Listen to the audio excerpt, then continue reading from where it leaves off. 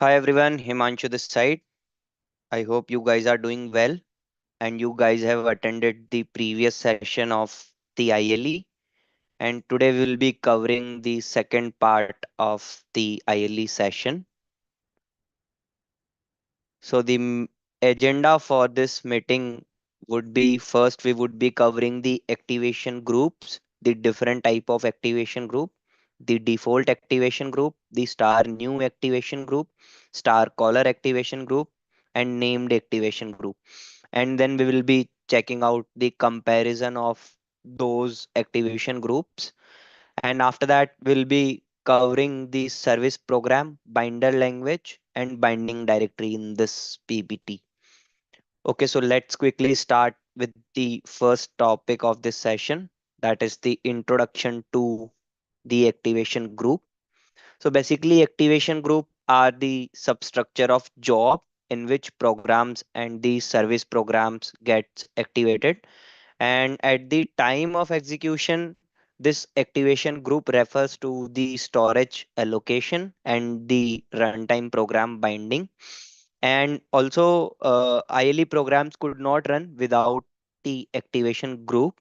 There is a case where it can run without the specific activation group, but we'll be covering that case later in this PPT. And the types of activation group, basically we have two types of activation group mainly. The first one is the default activation group and then the ILE activation group. Because whenever we want to perform the ILE concepts, it's better to use the ILE activation group.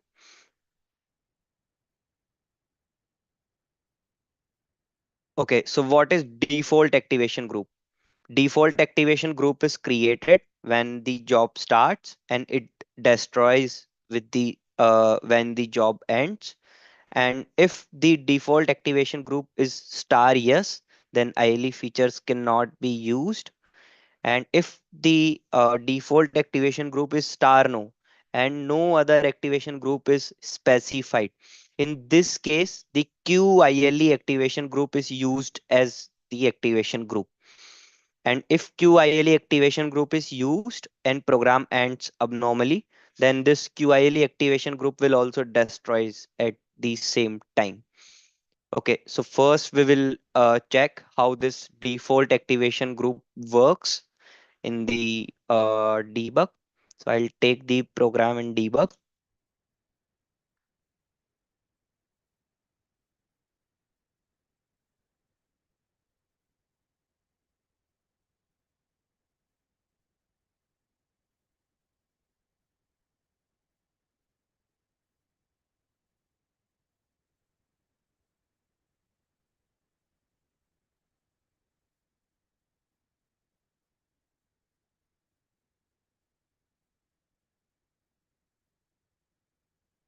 Okay, for default activation group, will be having the default activation group either in the H spec, or we can define those activation group while compiling our program.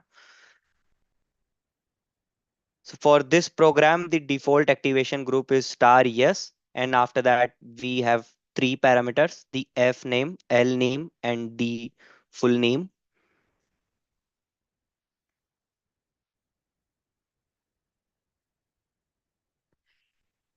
And here I am concatenating the first name and last name into the full name. So what we need to do first, we need to pass the parameters for the first name and the last name.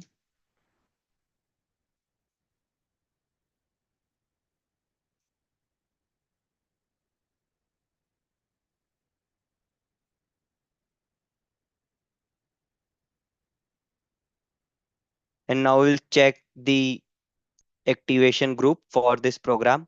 Like, this program is running in which activation group. So I'll we can check with shift escape and 3. And after that, we have two options to check those activation group. Either we can do 11 to display the call stack, and then we can do F11 to display the activation group. The function key is mentioned in the bottom of this screen.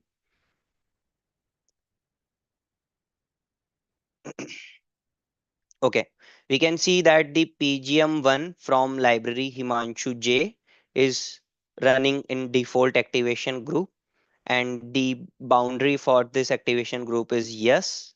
So this is a method by which we can check the program, like the program is running in which activation group. And the second method of checking this is either we can do 18 option. Here also we can see that the default activation group is active and there is no other activation group that is active right now. There is this activation group QTDBGAG, but this is a system activation group, and our program is not running inside this activation group.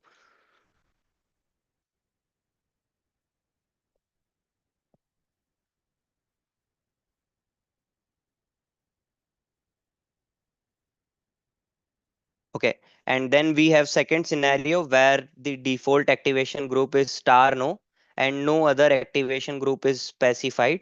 Then the QIL is used as the activation group. So we'll check how this will work.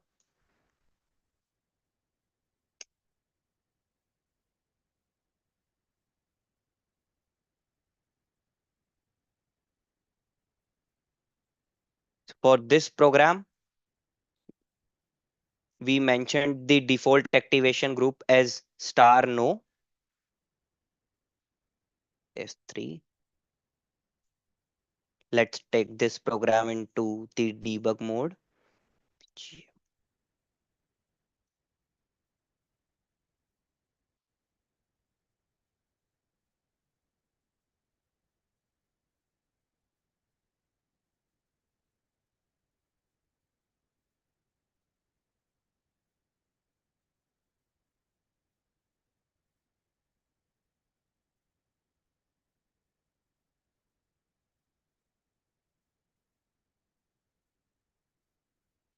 Okay, so for this program, we have this default activation group is star no. Now we will check in which activation group our program is running.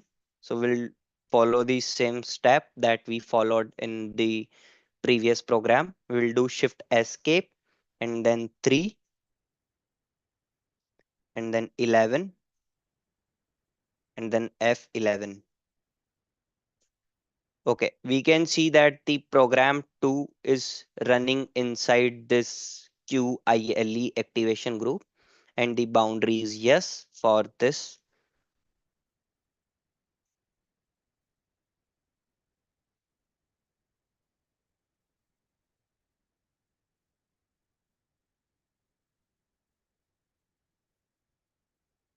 Okay, then the next activation group is the star new activation group, and this activation group created once the program call and it destroyed with the program ends. Like for the previous activation group that we read, that is the default activation group, it ends when the job ends, but the new activation group ends when the program ends. And random names will be allocated by system every time program calls. Like uh, any program is created, and if that program is created, that program is called 5 times, then 5 times new activation group will be created, and then those activation group will be destroyed. And the first priority of activation group between the compilation option and the edge spec would be the edge spec. As I mentioned that we can mention the activation group while compiling our program. So if the activation group is mentioned in the compilation and activation group is mentioned in the edge spec as well, then in both this scenario the system will give priority uh, uh, to the activation group which is mentioned in edge spec or the control option in the free format. This activation group is mainly used for the one-time process program. This activation group is not generally considered as a best case when when we use the program which calls very recursively, because this program will create a new activation group every time the program calls, and it will create a storage overhead in the system. So let's check how this activation group will work.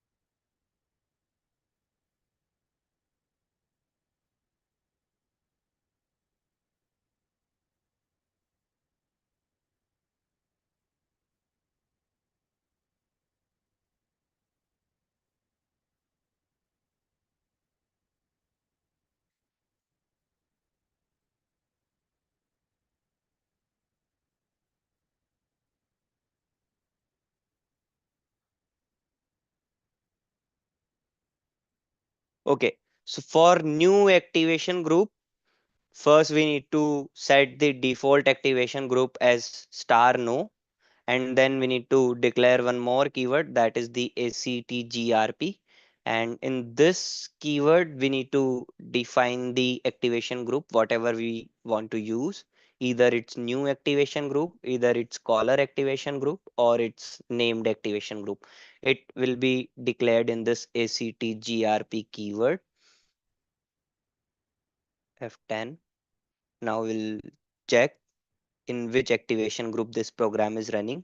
So I'll do shift escape 3, then 11, and then F11. We can see that the program 3 is running in the new activation group. And what is the name of that activation group? Like, which activation group is created for this new activation group? So we can do 18. And here we can see that previously we had those system activation groups and the default activation groups, and now we got one more activation group, that is the 56, and it is the random number. As I mentioned that for new activation group, the random names will be allocated by the system itself, and this activation group is in use, and it is used by the program 3.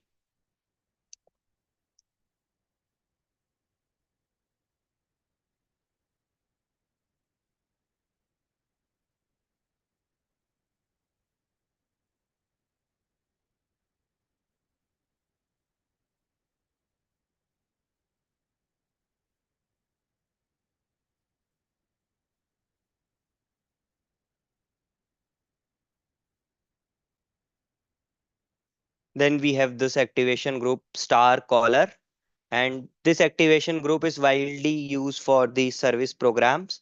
And when the program called which is having the star caller activation group, it invokes the same activation group in which the calling program is running. Let's say we have two programs, the program 1 and program 2, and for program 1 we have used the new activation group, and for program 2 we have used the star caller activation group, and program 2 is called from program 1. So program 2 will also use the new activation group because we have the star caller activation, and this activation group use the same property of the calling program.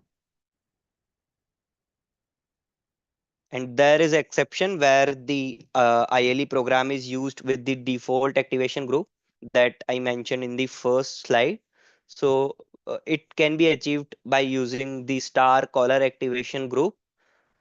So let's suppose for a program, we mentioned the activation group as the star caller, and we were calling that program from the command line. So in this case, we were calling the program from the command line, and whenever we will call our program with the command line, it will use the default activation group. And by this scenario, we can perform the ILE programs with the default activation group. Also, it improves the performance in the application because it removes the overhead of creating the activation group again and again. It will use the same activation group of the calling program. Let's check in action how it will work.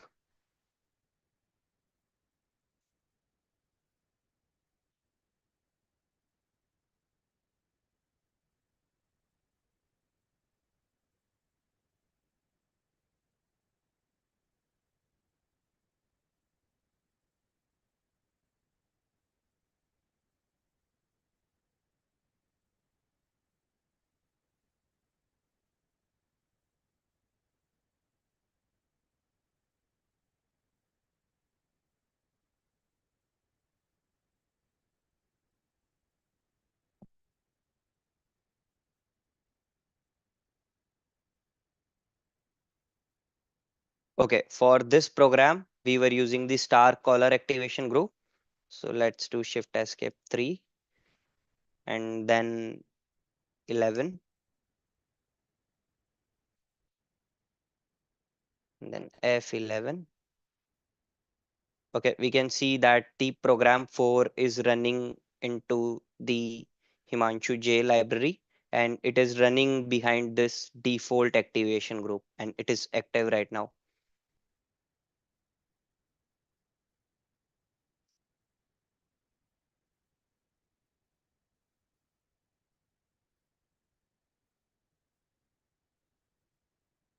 Now we have the named activation group. For named activation group, like named activation group is created with the specified name given in the activation group at the time of the program call, and named activation group will not be deleted after execution of the program, and it can be reused if the same program is called again, and named activation group will be deleted if program ends abnormally, and we can use a command to remove the activation group from the activation group list.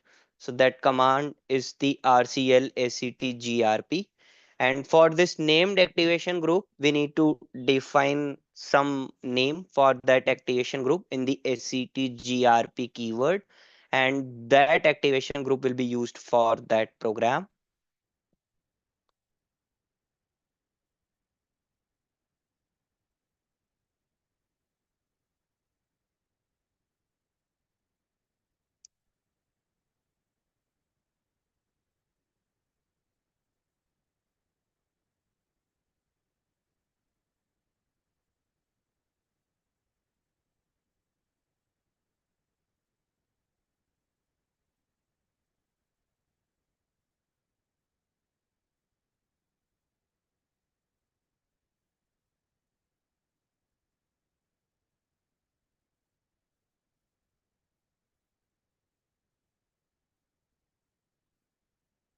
Okay, so for this program we are using this activation group. The name of this activation group is the programmers. Now we'll check which activation group is running behind this program 5.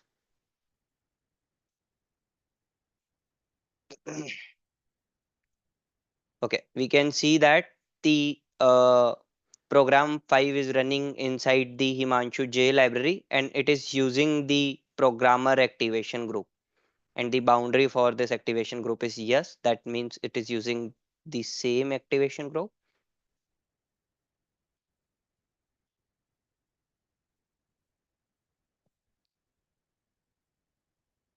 Okay. For next slide, we have the comparison of those activation group. So as we saw all the activation group, we have few activation group, that is the default activation group, named activation group, caller activation group, new activation group, and the QILE activation group. So default activation group, the scope of this activation group would be shared across the job, and it is used as the shared resource, and it ends when the job ends, and it is most commonly used for the OPM programs. the normal program where the ILE concepts were not implemented. And then we have this named activation group. So this activation group shared among programs in groups, and the scope of this activation group is shared. Multiple program can share the same activation group, the same name of that activation group, and it ends when the last program ends. And it is used when the grouping related program is used. Then we have this caller activation group, and it inherits the callers group. It will the scope of this activation group stays inside the calling program, inside the calling activation group. The re- it is also used with the sharing resource with the caller program, and uh, it it will also end when the caller's activation group ends. And the most common use case for this caller activation group is the programs where we would be needing the shared context with the caller program. Then we have this new activation group, and the scope of this activation group would be stays towards that program only. And the scope of this activation group is the isolated. And this activation group when the program ends. And this type of activation group is used for the programs where we need the one time processing. And then at the end we have this QILE activation group, and it is also having the shared resource, and it ends with the job ends. It works similar to the default activation group.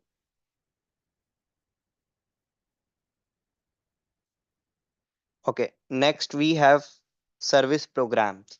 So service program is the collection of data items and the set of procedures which can be used by the other program for reusability.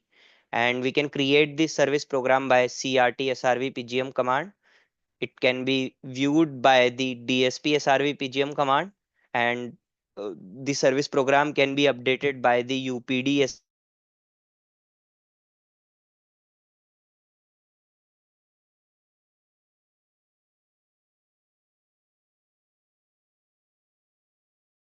And the service program. And once the service program is updated, program also needs to be updated to avoid the signature violation. And this signature violation occurs when the list of exports gets changed. I'll quickly show you how this will work.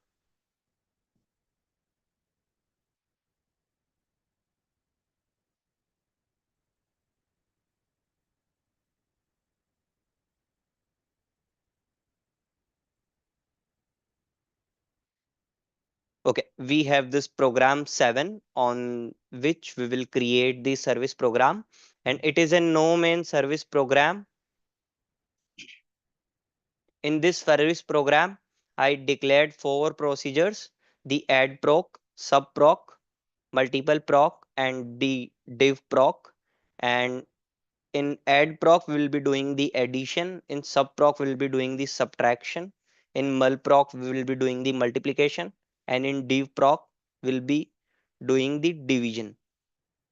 And below this, we don't have any last line record indicator because this is a no main program, and last line record indicator is not needed for this. And whenever we will change, we declared the four procedures in this program. And if we change the order of those procedures, or uh, the- if we remove any procedure, or if we add any procedure, in this case the signature violation will occur.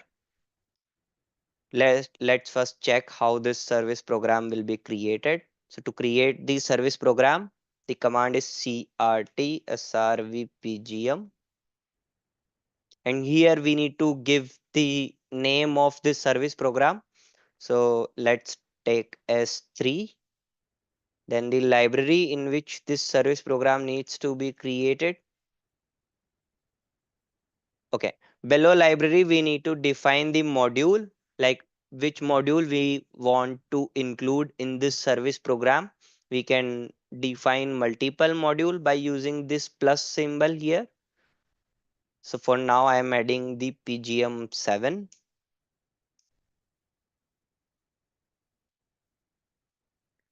Okay, here we have this export feature. For this export, we have two options. The first one is the star src file, and the second one is the star all. So for now, I am using the star all, and we will be checking when this star src file will be used. So we have declared 4 export procedure in our PGM 7. So I want to include all those 4 procedures into this service program. For that, I'm using this star all. And if we don't want to use all export procedures into this service program, in that case, we will use the star src file. So for now, I'm doing this star all and enter. Specific service. Okay, we declared the program name and the library name into the wrong section. Yeah, here PGM 7 3 service program is created. Now we need to create the program over this service program. So to create the uh, program, we will use the command crtpgm. But before creating the program, first we will check the service program that we recently created. So to viewing that service program, we can use the command dspsrvpgm, and then library name, and then service program name.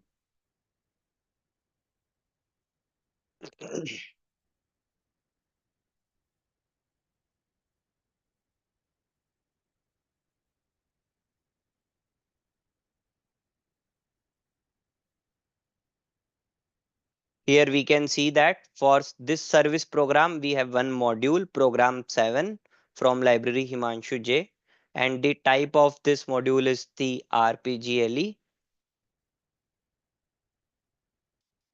And in this service program, as we use the star all feature, so it includes all those 4 procedures into this service program.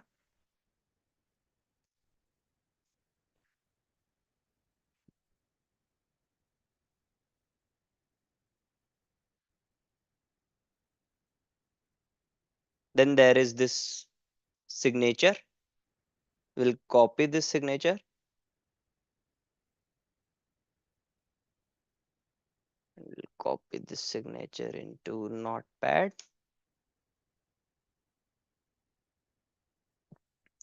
Okay, so as we already discussed that whenever we will create any service program, then s- then the signature will be associated with that service program. So we copied this signature for now, and we'll check how this signature comes into the picture for this service program. Now we'll create the program crtpgm. Program would be P3, and then library name. Here we need to give the module and the library. So I created program 8 where I'll be using the functionality of program 7. We'll debug this program 8.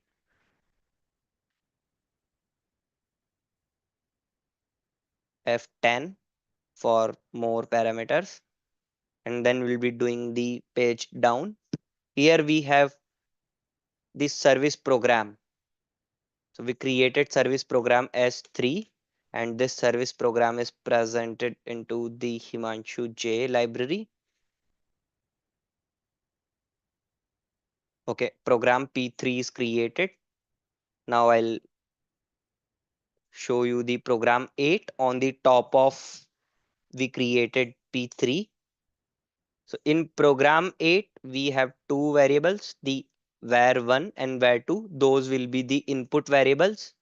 And then we have this out underscore result. It will be the output variable. And below this, I declared the prototype for the procedure add proc that we declared in the PGM7, and in PGM7 we'll be doing the operations of this add proc. So for using that service program into this PGM8, we need to declare the PR for this service program, PR for that procedure, the procedure which we want to use in this program. And then here we need to call that procedure. So we can write the procedure name and then the open parenthesis, and then we need to pass the parameters. And you can see that we haven't performed the addition operation in this program. We have just called the add proc, and add proc is doing the addition and the calculation in program 7. So let's check how this will work. I'll take the P3 in the debug mode.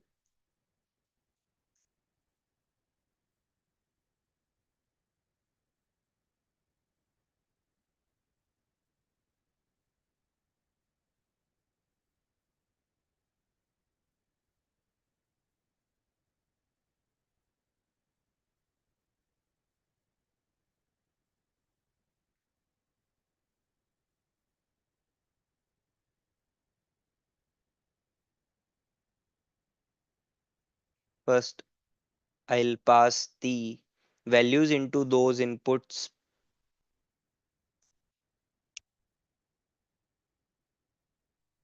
Where 2 is equal 10.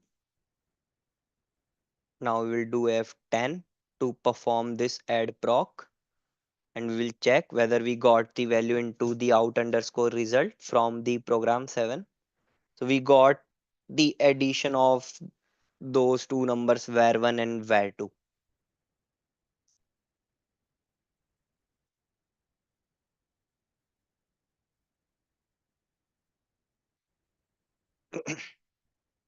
Okay, so this is how the service program and the programs were created.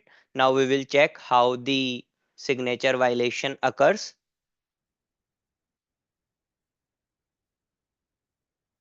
So previously in program 7, we had those four procedures: add proc, sub proc, mul proc, and the div proc. For div proc, I'm removing this export feature. And by removing this export feature, this div proc cannot be used outside this program 7.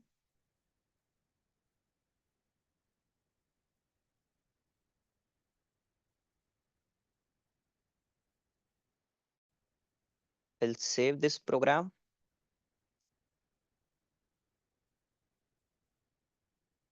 Now we need to compile. We can compile this module with either 15 option. 1 second. Yeah, or we can use the command crt rpg mode.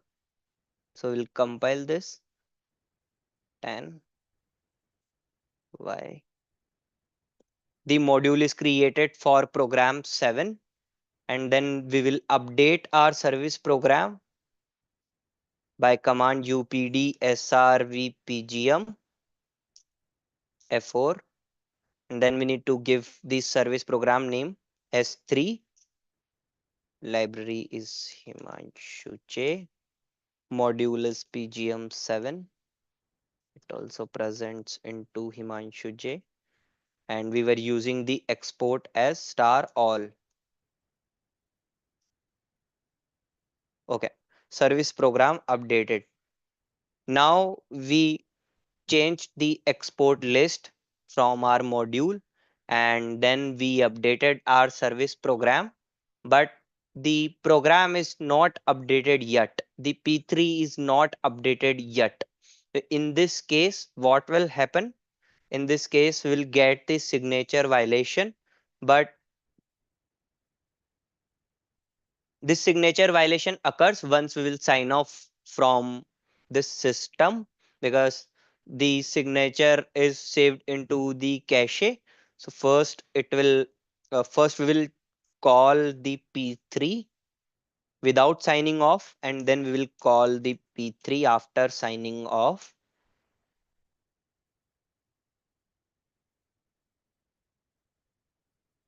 We can see that we didn't got the signature violation error in this P3. Now we will sign off from this system.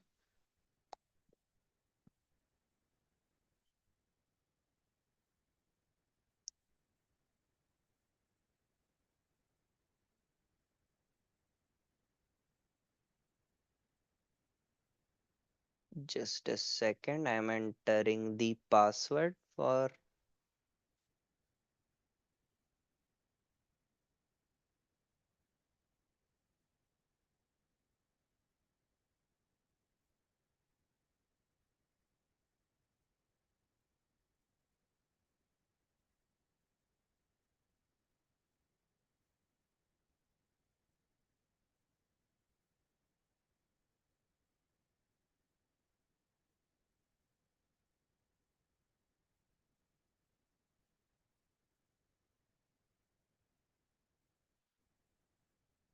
Okay, so we logged in again, and now I'll call the P3. Let's see whether this signature violation occurs. Okay, so error found on call command. We'll do F1 and F10 for the display message into the job log. And we can see that we got this program signature violation. First, we need to update our program. We will do updpgm.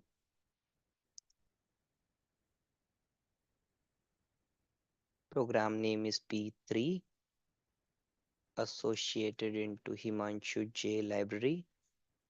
Module is pgm8.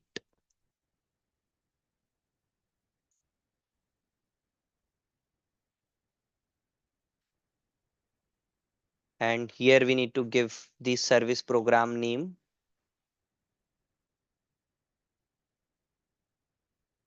Okay, program is updated. Now we will call our program again.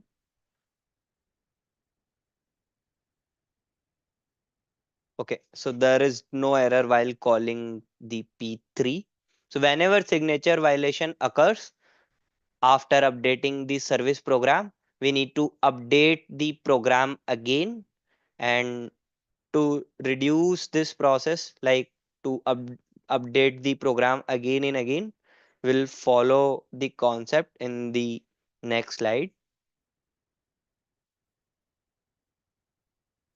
So next we have is the binder language, and binder language is set of the non-executable line of codes that is used to define the export of procedures and data item for the service program. And signature violation can be prevented by using this binder language. And the type for the source where we will define the binder language would be BND, and procedure can be written inside the start program expression and end program expression. And once new procedure gets added to the binder language, current set of expression becomes previous and new set of expression treated as the current. And service program needs to be updated with the binder language. There is no need of updating the program again. After updating the service program, this will work. So let's check how this will work. First, we will check the program 7. So for program 7, right now we have declared the export for three procedures: add proc, sub proc, and the mul proc. For div proc, we don't have declared the export. That means the three procedures will be used outside of this program 7. and I prepared a source program 9, that is the binder language source.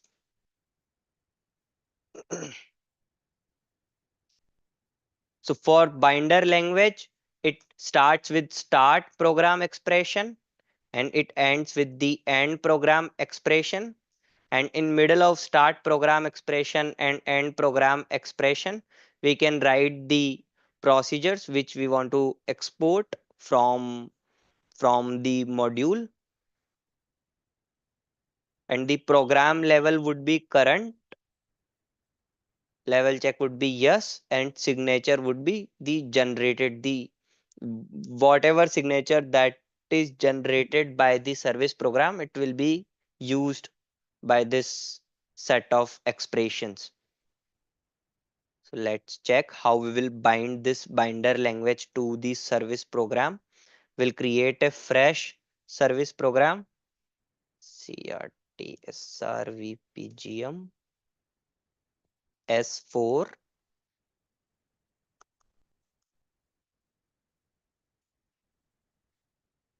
Program 7 needs to be associated.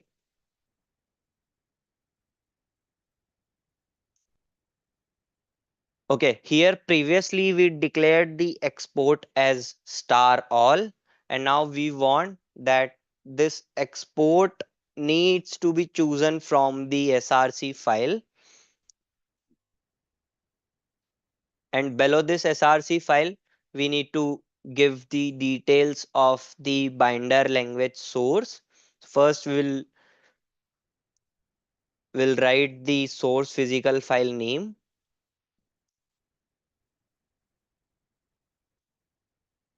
and then library, and here we need to give the name of the binder language source. So name is pgm9, and then enter. Okay, the service program is created. Now we'll do dspsrvpgm.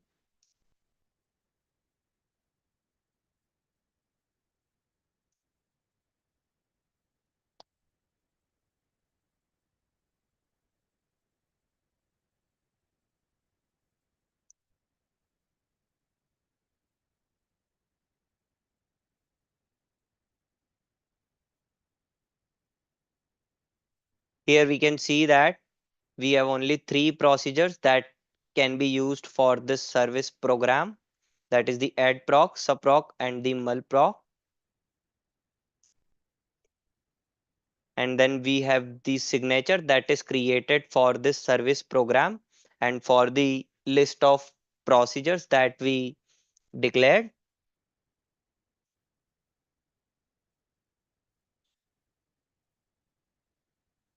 Now we will create program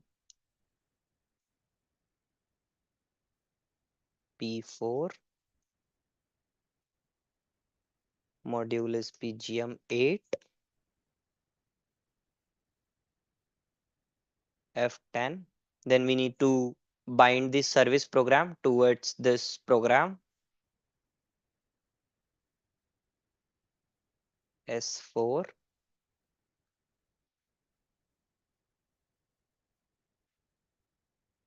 Program p4 created. Now we will take this program into debug.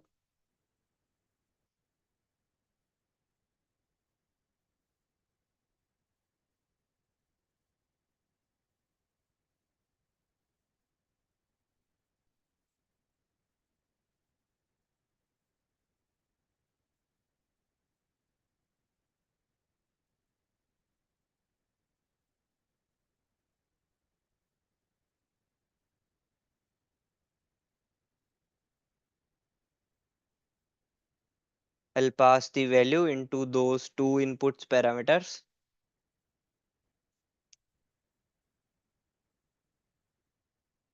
where 2 is equal 6, and the addition is calculated into this out underscore result.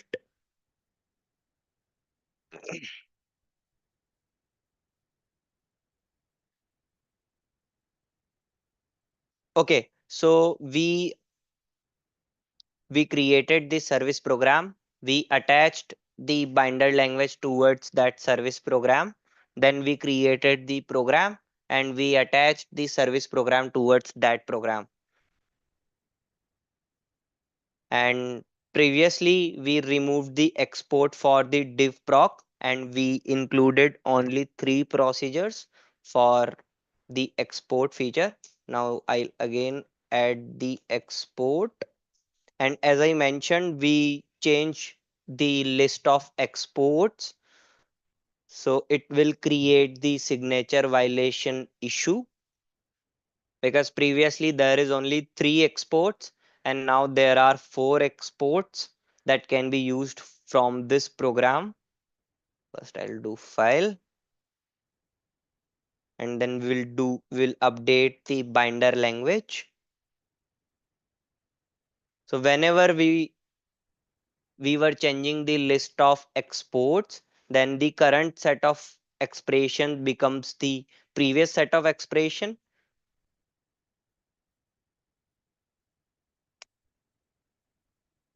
We can declare the program level PRV, and there is no need of this.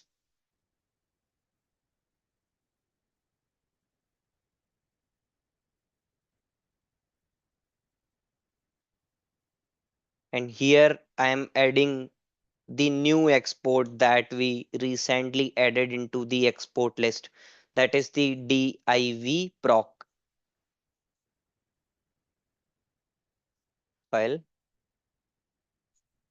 Now we need to update the service program updsrvpgm f4. Service program name is s4, library name, and then the module gem7.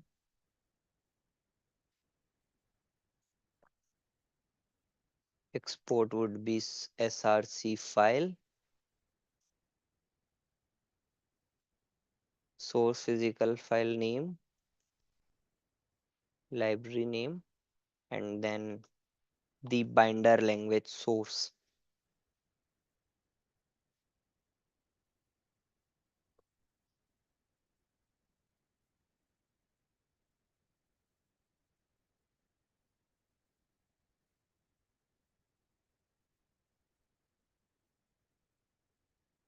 S4 Himanshu J, program 7.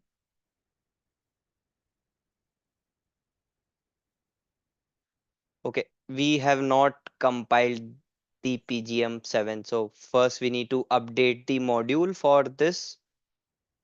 We'll do 15.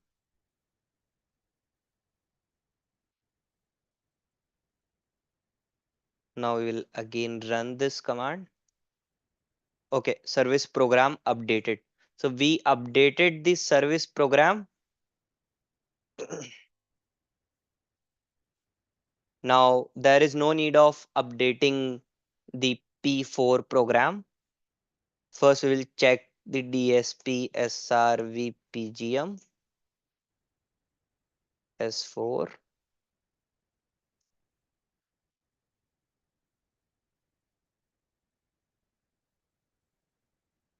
Okay, here we can see that this div proc added into the procedure name, and for signature as well, like this is the previous signature that is created for the previous set of expression, and this is the new signature that is created for the new set of expression. So both the signatures were present into the signatures list, and it will not generate any signature violation.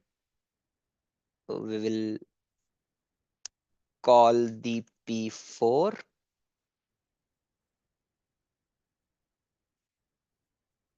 There is no signature violation. I'll be signing off from this.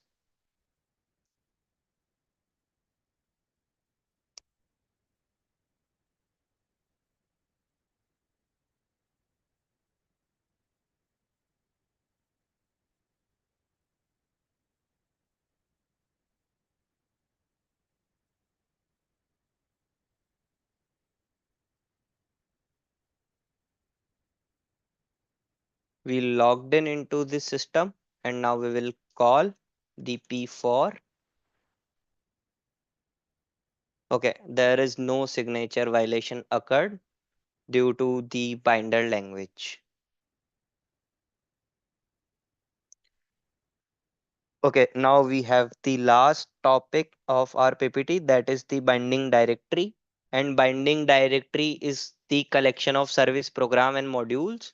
Once binding directory is added with module and program, there is no need of create program to run those objects.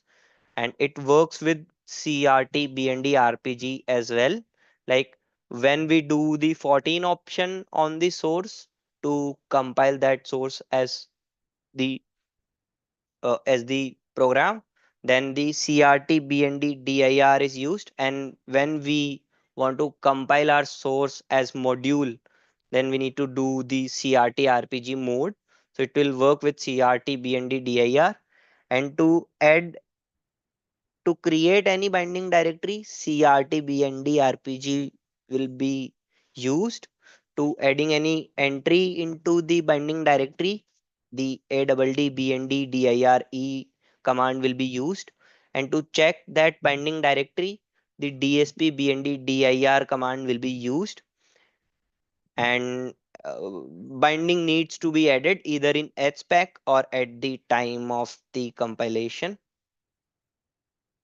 Now first we will create the binding directory CRTBNDDIR F4. Name would be B2. Library is Himanshu J. Enter. Okay, this binding directory is created. Now I'll show you the program that I created to use this binding directory. We have this program, and here I declared the default activation group as star no. And after that, to declare the binding directory, we need to use the keyword bnd-dir. And inside this bnd-dir, we need to give the name of the binding directory. So we have used the b2. We created b2. And in this binding directory, we have same three parameters. Two would be input parameters and one would be output parameters. But for this program, we would be performing the subtraction operation. So I'll quickly do file.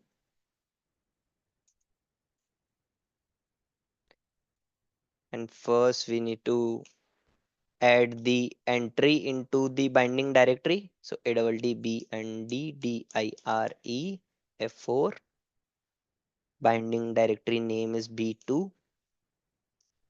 Library is Himanshu J. Object is PGM7, in which we have the no main module with 4 export procedures.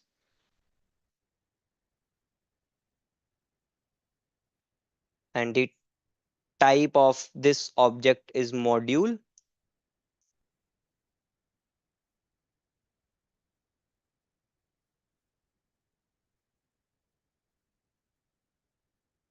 Now we can do DSPBNDDIR to check this binding directory.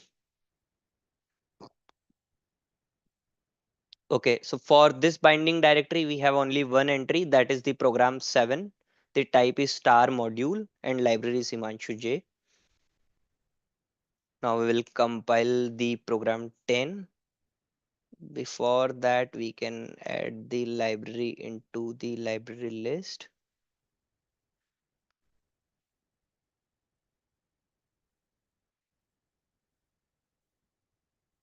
Fourteen 10 compiler.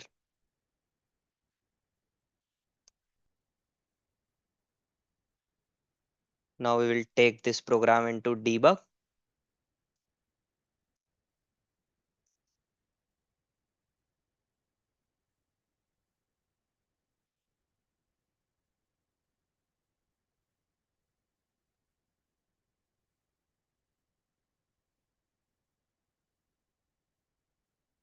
F10. I'll assign the values into this in var1. Let's say value of this var1 would be 10 and value of var2 would be 5. F10.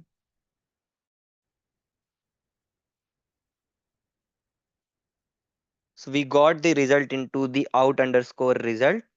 So for like when we use this binding directory concept, we didn't created any service program. We didn't created the program. We just created the binding directory. We created the module of the domain source and we attached that domain source towards the binding directory, and that binding directory is associated with the program and it is ready to use. So yeah, this is all about today's session, and if you have any query, then you can ask.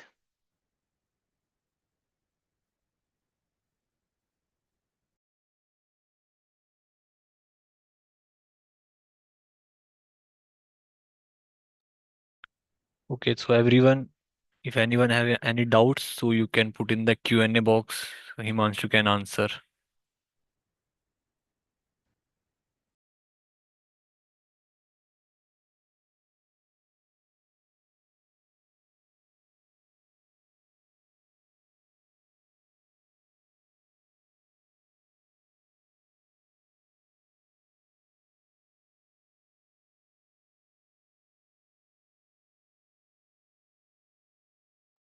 Himanshu, there is one question they asking about the difference between the create program and service program.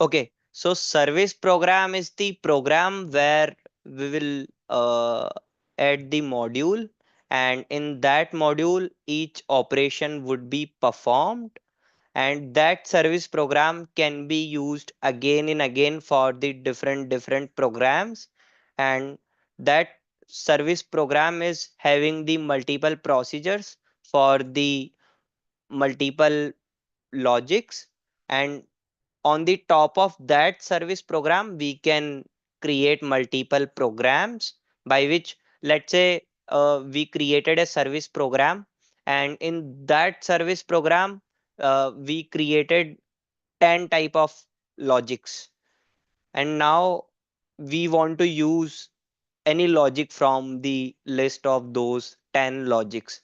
So we will create a program and we will use that single logic into our program, and if we want to use the different logic for the different program, then on the top of same service program we can create another program. Let's say for the example that I mentioned, I created a service program, and in that service program, we have used four type of logics. The first is addition, second is subtraction, third is multiplication, and fourth one is division. And let's say we want to use all those logics for uh, for for four different processes. So we created one service program, and in that service program we included all those four logics, and now we can create programs, four different programs to use that logic. We can use all the logics into the same program, but this is just an example where I used the addition, subtraction, multiplication and the division. For real time there could be 10 different logic, and then we can use those logics into different programs.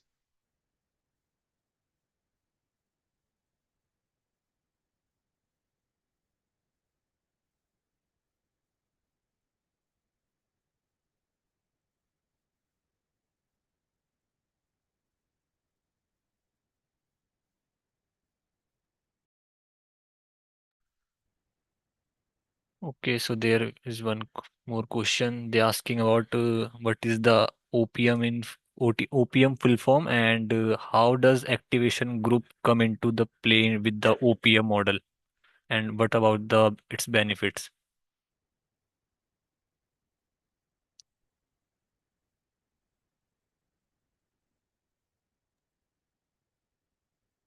Okay, so basically, what you can understand is the OPM is the program model that is not used with the ILE concepts.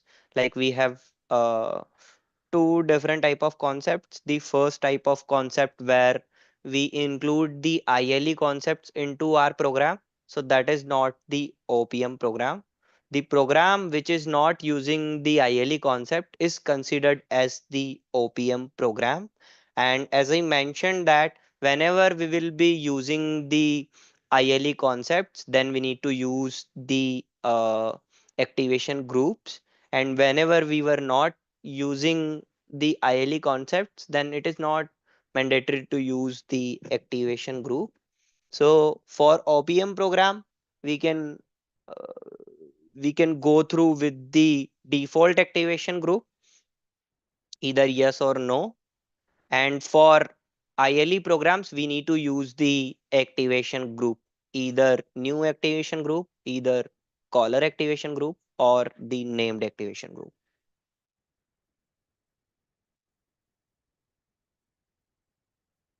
And those activation group would be benefiting in the execution time of your program, because those are the small programs that we saw in this PPT. But in real time there could be the bigger programs that can have the bigger data members, and for those programs this activation group would be more beneficial.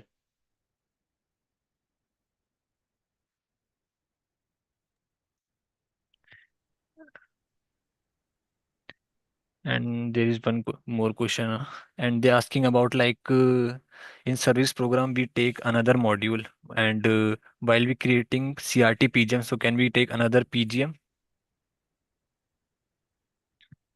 Okay.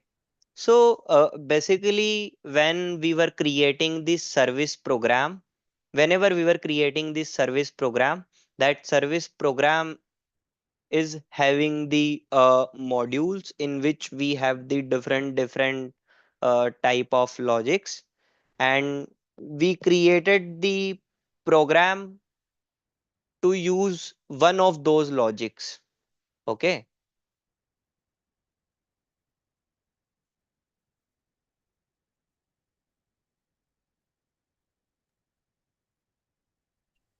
Okay, I believe they got all his answers. So Yeah. I I want guess I to, already explained this concept into the first question, yes. difference between create PGM and service program. Hmm. Okay, so anyone have any questions? So then I will share the important information to all the participants.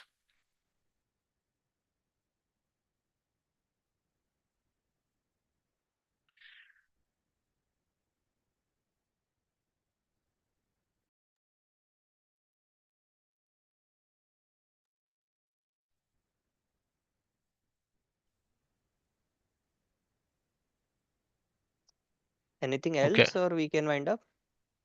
You can leave, Imanshu. I need to share the important information to them. Okay, thanks everyone. Thank you. Thank you, Manshu. Okay, so the important information will be like, tomorrow we will be conducting the clinical session for all your, you can all your ask about your doubts and bring up any queries. So our team will be happy to assist you in that session. And additionally, related queries to the case study assignment. So we decided like we share the case study assignment on upcoming Monday. So you can, and we can also can update you in the Skype group. So okay, that will be the information for tomorrow. And you can all can join the session and feel free to ask any doubt or any queries related to the session or any kind of whatever the session we takes in this internship. So you can ask in the next session which will be conducted tomorrow. Okay, so that's all. I believe that this session will be more meaningful to you, and and you guys are doing the assignments whichever we provided in the links. And yeah, that's it. Thanks, everyone.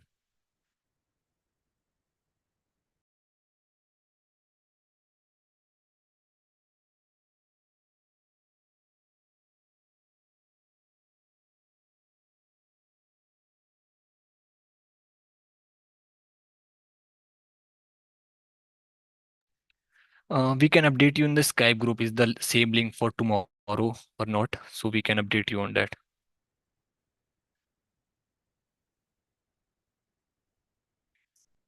Okay. Thanks, everyone.